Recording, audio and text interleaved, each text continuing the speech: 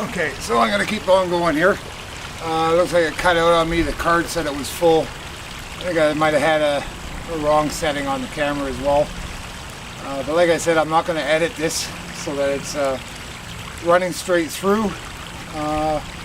So it can't be shown as I edited out things or added things or whatever. So it is what it is. It'll get put up. Might be in a couple of sections, but I'm sure you'll make your way through it if you choose to. I did get off a little bit on track there, so I wanted to keep going with what happened this year for me. I had the discussions with Patrick, as I was saying, and it was going to move forward from there. The guys, as we left the property, the guys were going, okay, let's see what happens out of this. We formed up the committee. Patrick said was on contact with me right afterwards because Letha and Vern, I guess, informed everybody that they have nothing to do with the Sundance anymore and they're going to start their own now. So that, of course, caused the whole rumor and gossip mill going. But by that time, everybody was sick of the infighting, and basically we're just ready to move forward with everything. So we came back, and I was getting emailed and messages by Patrick and Letha every 10 minutes. So we continued to go through with everything. I was in touch with Amy for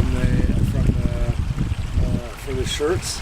And with inside of those emails and communication, I expressed moving forward with the original Michigan Sundance thing, the Silver Indians t-shirts. I informed her of mine and Patrick's agreement. She was absolutely on board with this. And I discovered on just how much of a brilliant company that they were building, and what their philosophies behind it were, with the organic inks, the hemp shirts, the cotton, and just the more I discovered, the more not only did I enjoy working with her, but just fell into the whole philosophy that I've always had with CTN and the whole progression of people that work this way, and the spirit that she is. So I really connected with her that way, and I was very happy to be able to progress with the work that way. We started working on designs and ideas and so forth, but very shortly, within inside of the week, I discovered that Patrick was communicating with her too, with his own things in regards to the t-shirts, and then wanted to get involved in the design thing and so forth. So when Amy had expressed this to me, I messaged Patrick, and he was messaging me basically at the same time as well. And he started kind of saying, well, I'm talking with Amy about designs, and he came up with a couple of formulas of what he thought the pricing should be and so forth. And I was, okay, hang on here. I want our agreement put in writing by an email on a document from you. I smelled the past history of the way that this man behaves and how much his word is worth. And I wasn't moving forward until I actually had an agreement in writing with him on exactly how things are going to be and exactly how they're going to operate. At that time, he directly messaged me saying, you're not in charge here. I suggest you just follow and do what I tell you. Of course, my response to that was, I'm done. So that kind of ended it for me. He rebutted with some bullshit again, basically, and I let him know what I thought of the whole situation, and that part of his pricing idea was that he gets paid directly out of the shirts. I told him CTN or myself do not have a philosophy of doing work and doing other things for personal gain and profit. I won't have anything to do with it. That's not what any of the intent was. It was not what any discussion was about. And it's not going to happen with anything that I'm involved in. So at the end of the day, it was short and sweet for me that I was done. He, of course, tried to turn it around and added his comments and whatever. I just said, basically didn't even bother replying to it. He seems to be in a habit of anything he's communicated with me of slamming anybody who doesn't agree with him, or as he says, simply just doesn't do what they're told. And that's what, in my personal experience, if you deal with Patrick A. Mccoy, that's exactly what you're going to get. At the end of the day, when he's finished all his rhetoric and his sweet talking and telling you what you want to hear and all the basically fluff that he wants to say, at the end of the day, it comes down to he does what he wants to do. He does it for his own selfish self-interest and lining his pockets.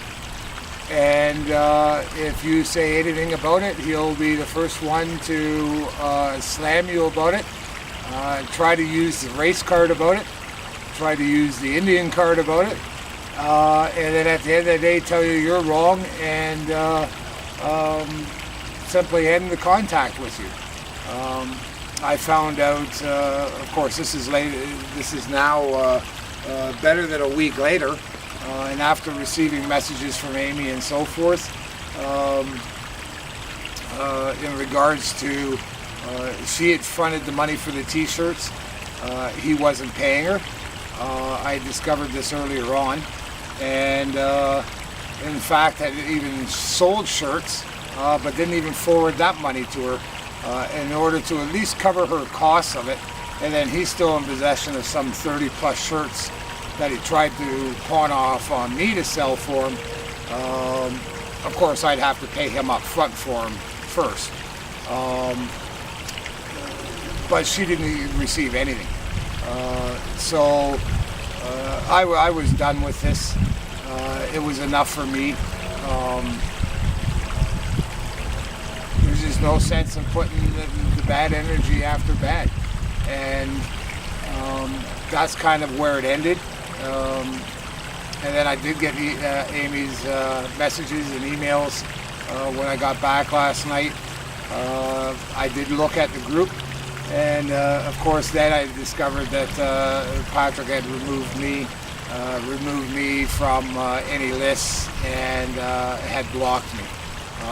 And this is before I even said anything publicly or did anything. So that again just shows the behavior of how things are.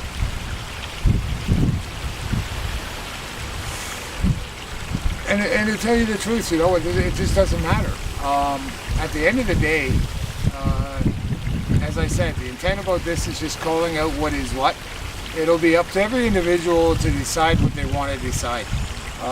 And whether they want to stand up and express their experiences with things, and then people can gather their own information. That's it. But for me, the biggest issue here is still us. It's still you and me. And you know, I don't want to say names. Joanne, Conan, Clifford, Patrick Jr., Ethan, Betty. There's at least 50 people that I've made contact with and have relationships with, and I don't want to just say names because I'll forget so many, just trying to rhyme them all off. There was brilliant souls and the right intentions of people, and people searching for knowledge and searching for connections and searching a way of getting closer to the Creator. We can't lose this intent. We cannot allow people like Patrick to be a wedge into what the intent of things are, to interfere with our energy to interfere with our intentions and our good natures, we can't let people like this affect us. We have to stay focused and strong, no different than being in the Sundance or being in anything else we do. It's crucial we stay focused on the message and the purity of the love and light that we all are. We can't give people like this our energy, our thoughts, our distractions, our anything that we do give them, we're taking away from ourselves. We're not helping them, we're not hindering them, we're not doing anything but then taking away from ourselves. So there's so many different ways of saying it and so much I wanted to express. I wish I could just show my feelings at times and have you understand. But I think my wife expressed it brilliantly to me this afternoon as well.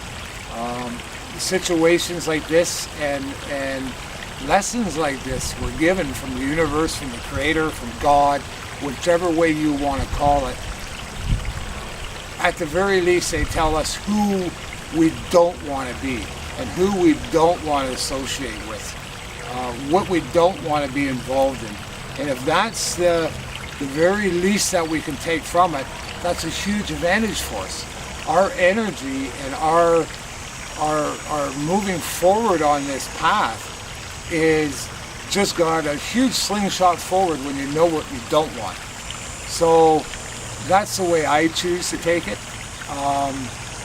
Everything I did with the Sundance, I don't regret for 1 second. I don't care about Patrick.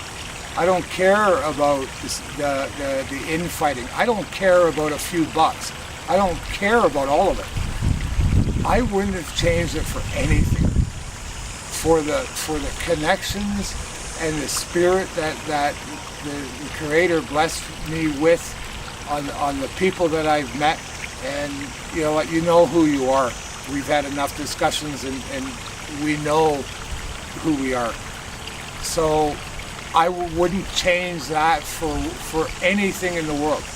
And I'm not going to allow somebody like Patrick or these circumstances or Facebook groups or anybody else who wants to jump on the bandwagon and start slamming people or whatever. I'm not going to give that my energy. I want to give my energy to our Sundance family, the connections that we met, and move forward with making new connections and reaching out on a different path or reaching out in a different place. That's where our strength is, and that's what I truly believe the Creator intended for these lessons, and they're all just lessons. If anything, everything is just as it should be. And I don't really know what more to say other than love and light out to all of you. I hope this brings some awareness on the situation, and I also hope it puts it to bed for a lot of people too, and not waste your energy in seeking out anything further than, you know what, if somebody wants to know the truth about something before they get involved with whatever is set up next year, then great. Awareness and knowledge is always beneficial to everybody. So love and light out to everybody. Many blessings. I thank my Sundance family for being there and for all that we've shared and for all that you've given me. Bless you. We'll talk to you soon.